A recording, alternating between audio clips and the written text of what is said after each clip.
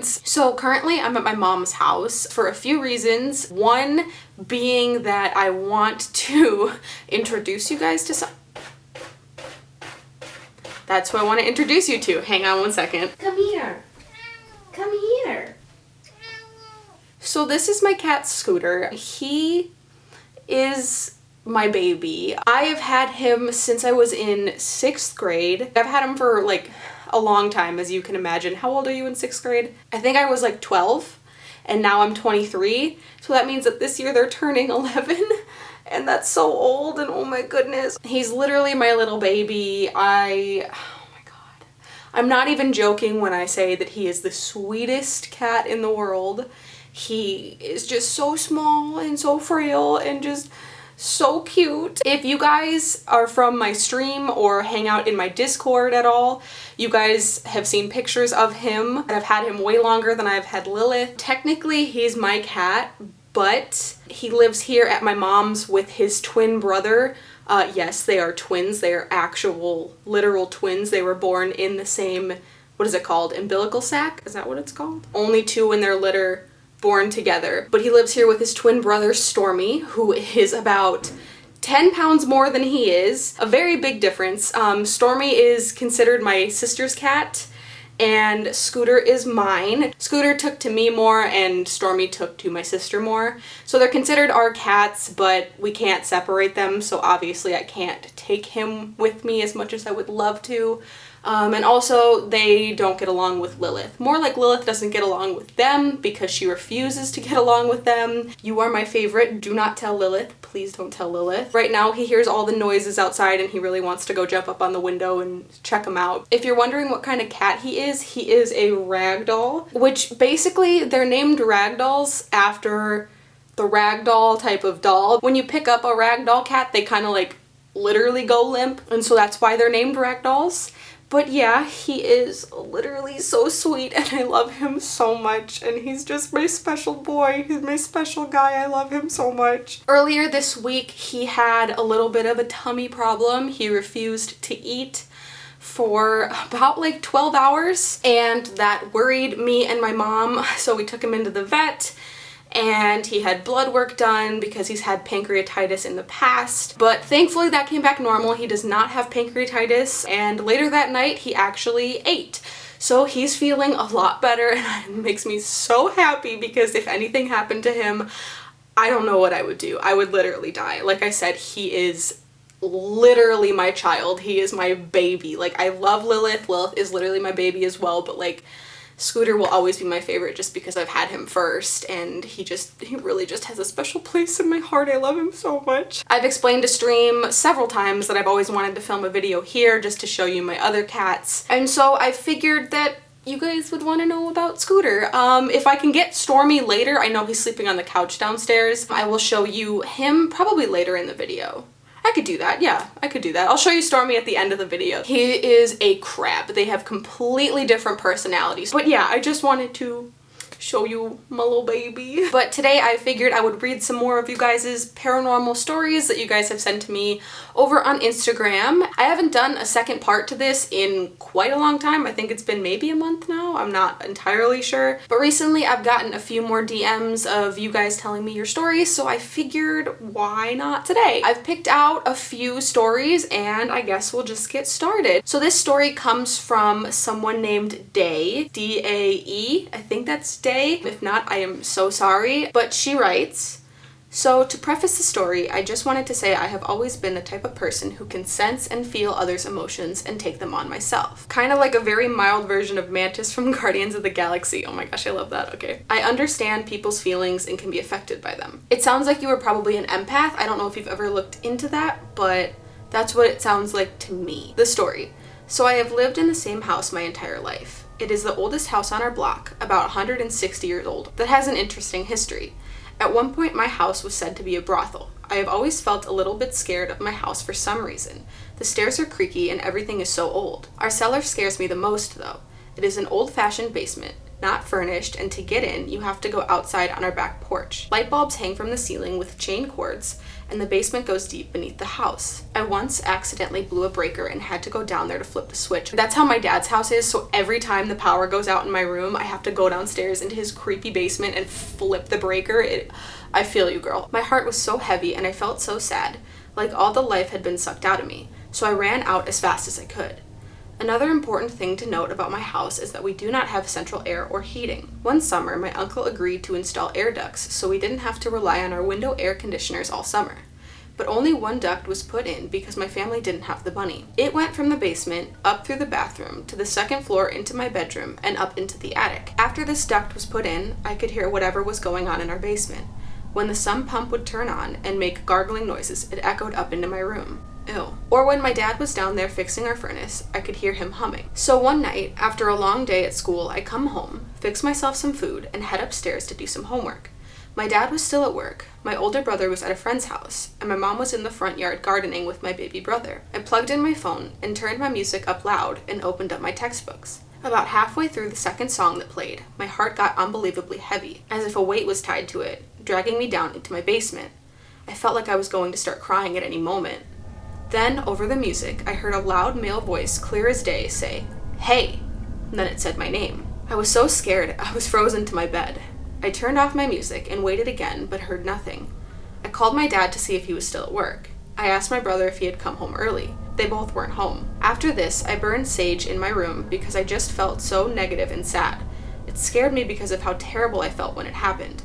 Ever since then, I have been able to sense presences when they are around me. There will be times I am cooking or doing work and I will feel something right behind my right shoulder, as if someone is standing right beside me, but no one is there. The negative sadness has not come back though, so I think whatever spirits are hanging around me aren't here to do harm. I hate that it called out to you and specifically said your name, like, hey, your name. Oh, it's so creepy when you hear stories like that, because it's like, what did it want? Like, did it want your attention? Did it want you to go see it? Like, I don't know, just, ugh, gross. This next one's from Peyton. Hi, Peyton. Peyton comes by my stream every once in a while, so I figured I would share her story. So she says, one night me and my friends went to a haunted bridge called the Crybaby where I live. Supposedly a baby haunted this abandoned bridge because the mother threw the baby off and killed it in the creek below. Oh my gosh, that's dark. So me and my friends were cracking jokes the whole time because we didn't believe the legend around town. We jumped up and down on the bridge and were just being stupid, but weren't destroying property or anything. Just innocent jokes. The whole night I felt weird and kept hearing noises such as giggles, hums, or branches breaking, but thought of logical things such as wind, even though it was dead still. Temperature would change drastically, so much I could see my breath. Remind you, it's summertime, and in Mississippi it can get up to the 90s. We left without anything major happening, so I went home. I sat on my bed and I felt my back burning, so I went to the bathroom and looked, because I thought I had poison ivy or something. I looked and I had a scratch that started under my sports bra all the way to my ribs. Needless to say, I'm never joking about paranormal again.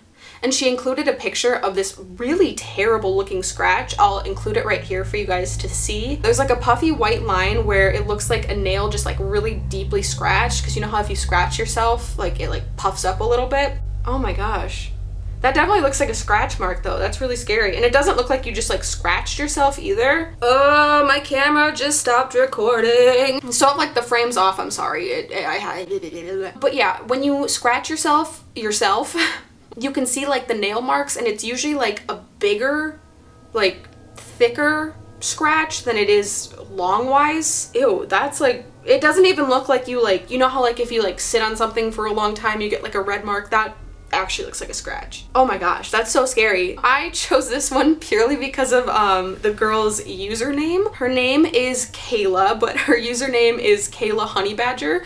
And I love that. So she says, hey, I just watched your reading others paranormal experiences video, which I meant to watch when you posted, but life, you know, and I love your videos. Oh, thank you. Anyway, I have so many paranormal stories, it's insane, but I wanted to send you the first experience I ever had.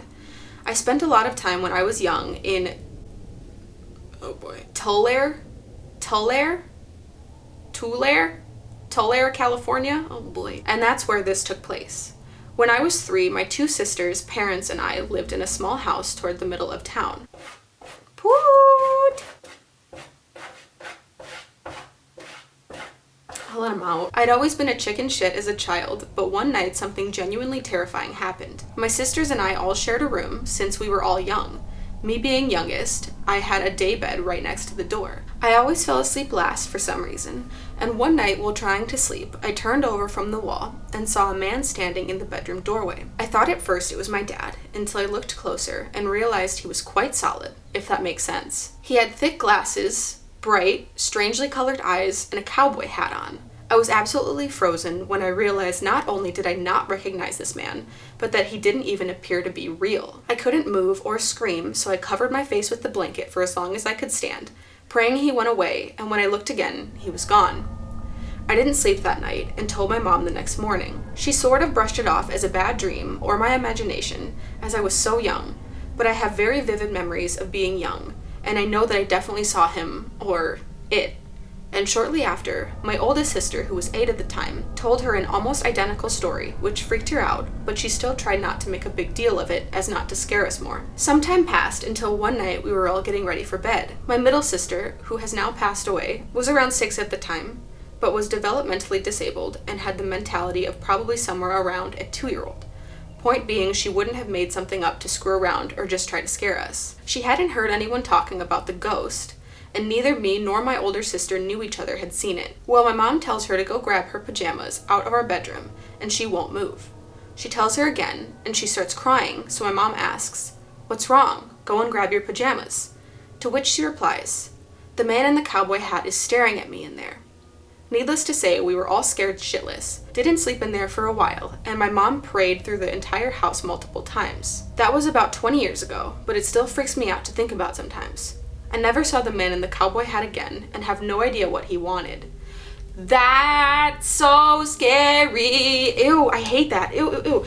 At first, it sounded like the Hat Man. If you guys don't know, the Hat Man is like a very, I don't want to say famous, but like he's a very well-known, there we go. He's a very well-known shadow person. He is, I don't know if he's like the leader or something. He's got like a whole backstory. If you guys want to know more about him, I would just look up Hat Man, shadow guy, I don't know, something like that on Google, and it'll probably give you like his whole backstory as well as sightings and stuff. But he is a shadow person that people commonly see. He's just a black figure with a hat on. Sometimes it's a cowboy hat, sometimes it's a top hat.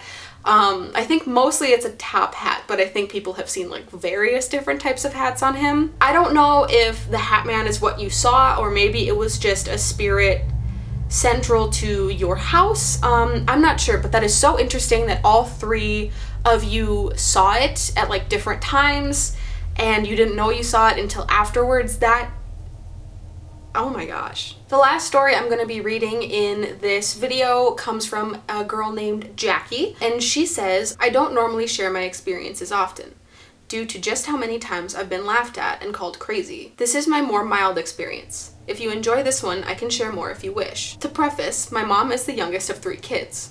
My Uncle Scott was the oldest, and my Uncle Alan is the middle child. My Uncle Scott passed away when I was very young. I want to say I was between the ages of 4 and 7 when this took place. But the little memories I do have of my uncle, he was very caring and very sweet, never failed to make you feel safe. The house my sister and I grew up in has 2 stories, upstairs and downstairs, no basement, and a sorry excuse for an attic. My sister and I slept in the only bedroom upstairs while my parents slept downstairs. They eventually moved upstairs into the living room in case we needed them in the middle of the night. In order to get to the living room, you have to pass mine and my sister's room, and we always had the door open. My bed was closest to the entrance of our room, and my sister's bed was closest to the closet. One night, I woke up around 1 or 2 in the morning. I looked over to the bedroom door and noticed what appeared to be a person standing out in the hall. I couldn't make out any features, just that it was a blacked out humanoid shape. I didn't feel threatened or scared, more startled than anything. It didn't say anything, just stood in the hall outside the entry. Again, I couldn't make out features, but I knew it was looking in on my sister and I. What seemed like an eternity, but was really only a couple of minutes. It just stood there, then eventually moved down the hall to the living room. I waited to see if it would come back, but it didn't, so I went back to sleep. The next morning, my mom got a call from my grandma that my Uncle Scott had passed away in the early morning. I never put much thought into it until years later when I asked my mom what time my uncle had passed. She told me that my grandma had told her that he passed after 2 in the morning. My uncle had paid us a visit to make sure my sister, my mom, and I were okay before he passed on. Oh my goodness. I really like stories like this just because, like, you know that it was the person who passed. It just seems so sweet to me. My dad, who doesn't believe in the paranormal really necessarily, like he does but he doesn't, like he's very hesitant to be like, that was paranormal, actually had an experience like this. But yeah, thank you so much to everybody who shared their stories with me. If you guys have more stories you want to share with me, if I've read a story of yours in the past, please feel free to send more. If you guys have not sent me any stories, please feel free to send them to me. I will try to make another one of these videos probably in a couple weeks or something. I don't know, we'll see. I really enjoy reading your stories because, like I said in the last video that I put up with my sister, I love hearing about other people's experiences. I don't necessarily want to experience paranormal things myself, pretty much as I would think everybody kind of wants. Well, I don't know, some people would probably want to experience it, but I like hearing about it just because I find the paranormal so interesting. So if you guys ever have any other stories you guys want to tell me, please feel free to send them to me. I will be happy to read them. I'll be very excited to read them actually, so yep. But yeah, that's it for this video. Thank you guys so much for watching. I love you guys and I will see you guys next time. Okay, bye everybody. This is Stormy. He's a very opinionated guy. He likes to talk. He's just very talkative and kind of just a little grumpy guy. I know. He's a big boy. He's like a really, really big boy. He weighs, I think, 18 pounds and Scooter weighs 8 pounds. So you can see the difference in size. Although people, when they come over, they usually know we have one fat cat and one skinny cat. They'll see Scooter first and they'll go, oh, is that the fat one? Just because of how much hair they have. And we're like, that's the skinny one. And then they see Stormy and they're like, oh my god.